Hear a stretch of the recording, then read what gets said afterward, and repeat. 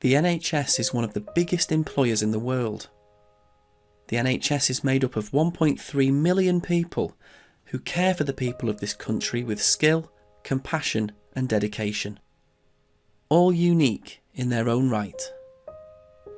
In many ways it's the nation's social conscience, but the treatment of colleagues from minority groups falls short far too often. Not addressing this limits our collective potential. It prevents the NHS from achieving excellence in healthcare, from identifying and using our best talent, from closing the gap on health inequalities, and from achieving the service improvements that are needed to improve population health. The NHS was established on the principles of social justice and equity. As an organisation which aims to be inclusive and celebrate diversity, we have a duty to understand the impact of our actions on our fellow colleagues, in order to create an environment which helps champion everyone to be the best they can be and make everyone feel welcome. This is a video created with colleagues within NEX who were generous enough to share their lived experiences of what it means to have a protected characteristic and some of the repercussions they have had to face as a result.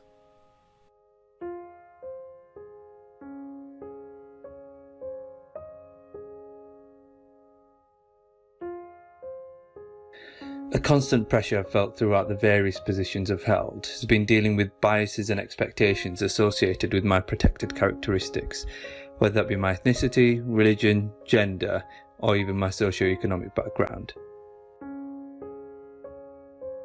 When young, I was mindful of how my lack of experience might be interpreted. In mid-career, the only thought was growth and progression. Staying relevant was seen as a critical factor for managers in the twilight of a career, as they were often wrongly viewed, simply as a consequence of their age, to have stagnated, or be lacking in drive or ambition, or were resistant to change if they opposed a particular option. Older workers were routinely seen as having lower levels of performance, less ability to learn, and more costly than their younger counterparts to maintain. I never really thought about how my characteristics were a part of me until it became a negative experience. I remember being 19 when I was racially abused at work for the first time. Not the only time, the first time. At the time I was a university student holding down 2 part-time jobs, and I remember a gentleman refusing to work with me and hurling a vitriol of racial abuse towards me in front of my colleagues. Initially I was shocked, almost numb, then upset, which then turned to anger. However, once that died down, I felt a sense of guilt and shame, which was incredibly hard to reason with, as actually I hadn't done anything wrong.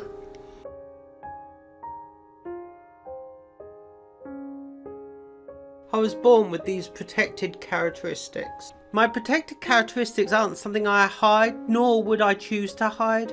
Therefore, as a result, I know I have to try twice as hard as my counterparts in respect of opportunities and career progression, despite being very capable and able both in respect of knowledge, skill and experience. Having these protected characteristics, you're often perceived as being a junior member of staff as opposed to someone that is well educated and experienced. The challenges I have faced in order to fit in from a career perspective range from having shortened my name so individuals can pronounce it, to individuals getting my name confused with other people within the team because they happen to have similar protected characteristics. There are only so many times you can correct someone. It makes me feel annoyed and sad that even in the 21st century, people with the same or similar characteristics continue to face these behaviours and challenges on a day-to-day basis. It can often become disheartening when you're trying to fight for the cause for change in fairness, but deep down you know little is going to change. However, you continue to try to make that change in the hope things will be better and fairer for the next generation. But the pessimist in me believes it won't happen in my working career. As when I look at senior leadership across organisations, there's very little diversity. So I wonder how diversity from the lower posts will excel into senior roles, as there is a shortage of role models with characteristics similar to mine.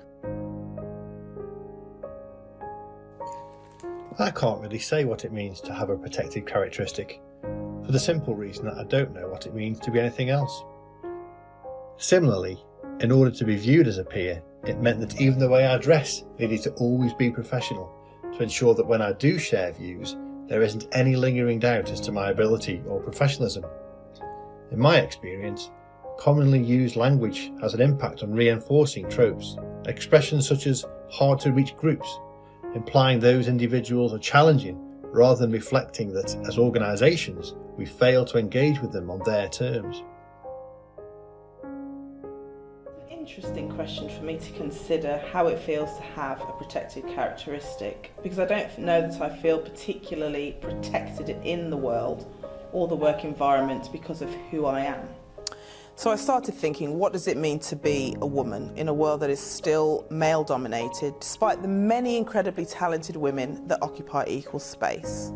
Then of course the question of what it means to be black. Actually for me, to be mixed race, and to feel like neither identity really reflects my lived experience. I'm the eldest daughter of immigrant parents who purposefully nurtured a strong woman to stand on her own 2 feet in a world that might assume I am weaker because I'm female. The fact that I am a woman of colour living and working in spaces that do not often represent or reflect me can be challenging, frustrating, but mostly disappointing. There's an unspoken expectation as a woman, as a person of colour, to get a seat at the table, to represent the voices of others, to speak for all women, all people of colour. Feeling that weight of responsibility for my community, my sisters, my daughters, those that have gone before me in history, to create the opportunities that I've been given is exhausting. I can't represent them all. I often feel I'm being asked to, but I can only speak for myself, my life, my truth, my experience. Entering a profession characterised by people with a complete opposite set of protected characteristics to myself and no available role models, there was a consistent expectation to conform in every aspect, yet treated negatively despite doing so.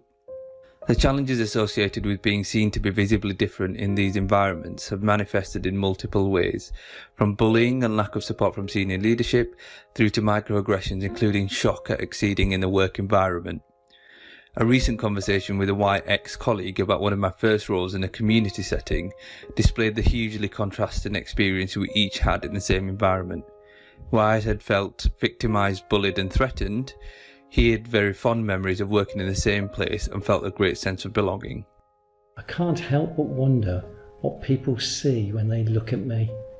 And I've found myself recently trying that little bit harder to feel credible and of course relevant.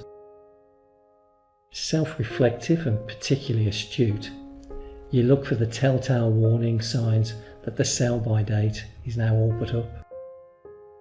There is a newfound fragility, a sense of vulnerability to what until now were the routines of business interaction.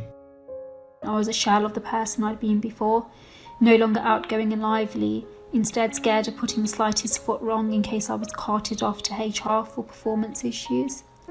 Becoming more and more introverted and seeing it affect my personality and all of my relationships. It was slowly breaking me from the inside out. And it's odd how you carry around that guilt and shame, how it begins to seep into your mind and make you feel like a much smaller person as a result, how you begin to doubt yourself and your identity to a certain extent, wondering why you are not as accepted as readily as others, wondering why you are being picked on and treated differently. Sadly, negative attitudes remain rife in the wider workplace, in health and social care as well as in the media, with women and people from black and minority ethnic groups facing the double jeopardy of discrimination. Sometimes it feels easier to stay silent, to not speak up, but I can't, and I owe it to those that have gone before me and those that will come after me to make it a little easier.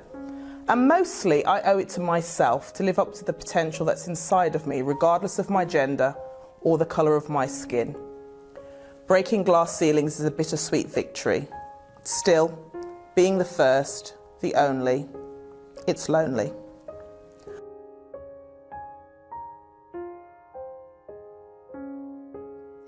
There are some things the NHS as a whole has done, blind shortlisting being one of them, which I believe has been beneficial. The NHS and its organisations are risk averse, often resulting in recruitment being more of the same. As a consultancy department, I believe we have unconsciously acknowledged our bias. Though we often have to fill gaps quickly, we should continue to strive for the development of us as individuals, thereby allowing the team to be more inclusive. The one change I think would have a great impact on the NHS is a mentoring and coaching programme supported by senior management for all entrants into the workforce, enabling staff to receive support from individuals who understand the challenges they may face. All staff, regardless of seniority, should be made aware of support offers available to them at induction and at regular intervals, and actively encouraged to access them. Any challenges that come up consistently should be canvassed and followed up with actions owned by the senior management team. Going forward, I would like to see equity and fairness in process, and to be judged on my talents and abilities rather than being limited by my protected characteristics. I would like to see senior managers to be held to account for direct and indirect discrimination that happens across the NHS, and I would like to see diversity in senior leaderships across organisations. I think the change I would want is for people to realise this is much more than just a box ticking exercise.